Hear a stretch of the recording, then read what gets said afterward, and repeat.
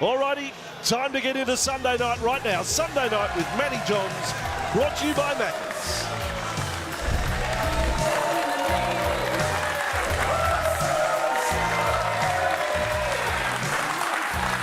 Welcome to the show, everyone. Hope you're having a good Sunday. Keep the applause, you hope for Fletch and Heidi. And a big welcome to a bloke who made his debut way back in 2009, and I reckon all the way through till now has probably been just about the most respected bloke in the game, Kieran Foran.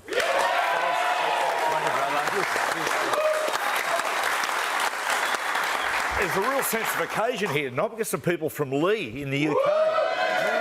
Come around. So come down to their son's wedding and decide to call through. So hope we don't disappoint you. We will. How you been going, Foz? No, been well, mate. Yeah, been in here since this afternoon. Yeah, double dig. Yeah, it's been good. Double duty. Two invoices? Hope so, mate. Yeah. Hope so.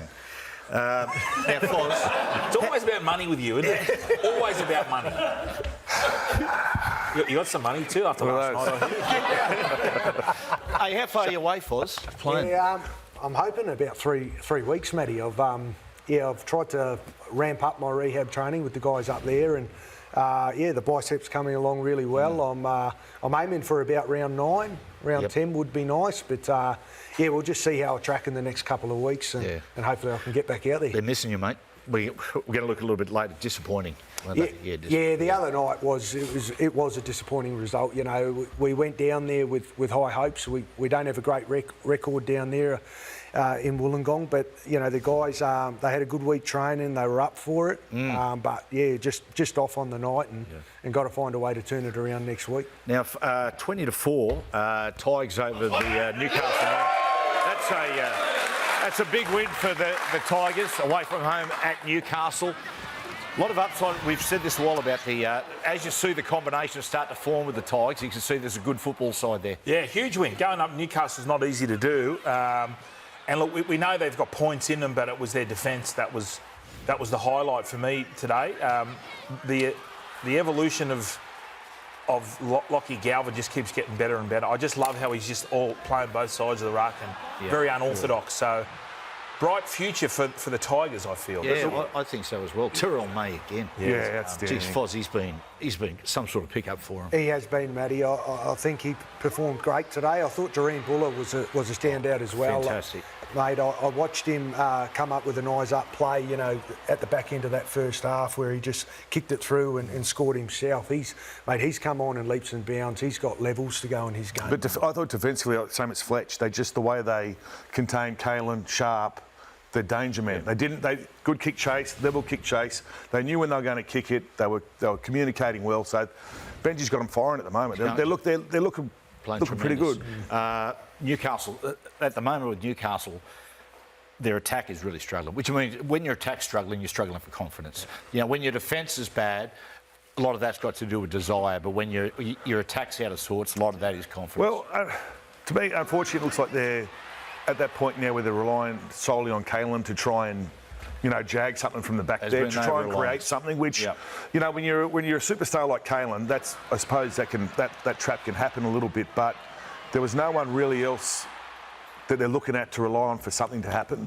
Like Marju coming out of his own end had a few mistakes today, but he usually gets his sets going, but had quite a number of mistakes. But just the forwards probably didn't get the momentum they wanted to get because of the Tigers' great defence. So it was just an all-round good game from the Tigers today. It's an interesting one with Newcastle. Losing Jack Cogger with the finger injury meant that they took Phineas Crossland from hooker, where he's been so strong, into 7. And he's not what you call a pure 7, you know, which then puts pressure on Fletcher Sharp. I know Hastings is in the lower grades and there's a little bit going on there, but I thought that maybe he should have been one who, a bit of experience, particularly alongside the young 6. But earlier today, people, if you like fast football, 42-14, the Melbourne Storm over the Warriors. Look, that first half from Melbourne is one of the best, most entertaining halves of football that I've ever seen. There's not many better sides that I've ever seen in rugby league. They're as fun to watch as Melbourne when they're in this mood.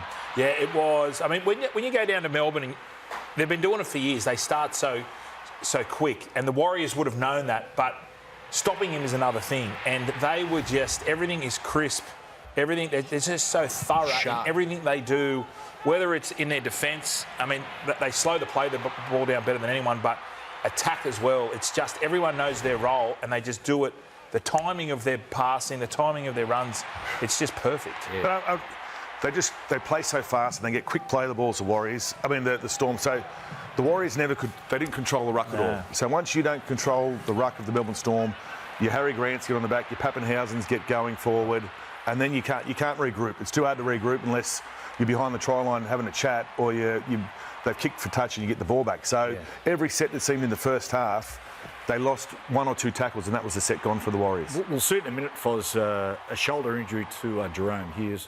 There'll be scans. We'll find out more about that. They'll be nervous wait because, mate, he's really, as it's proven, he is their most important player. You played it with Jerome, of course, at international level. Mate, he's having some sort of last couple of seasons. He's a special player, Matty. I've been lucky enough to play alongside him in the Kiwi jumper and, mate, I've said it before, he is an elite level halfback as we've seen in the past 2 seasons. I think his game's grown immensely. But, mate, his ability, I think, to go in and out of structure and obviously play eyes up footy, it's better than anyone else in the game, in my opinion. I don't think anyone does that as well as Jerome Hughes. So, yeah, look, he's you know, if not their most important player. Is he much of a talker out there, Foz?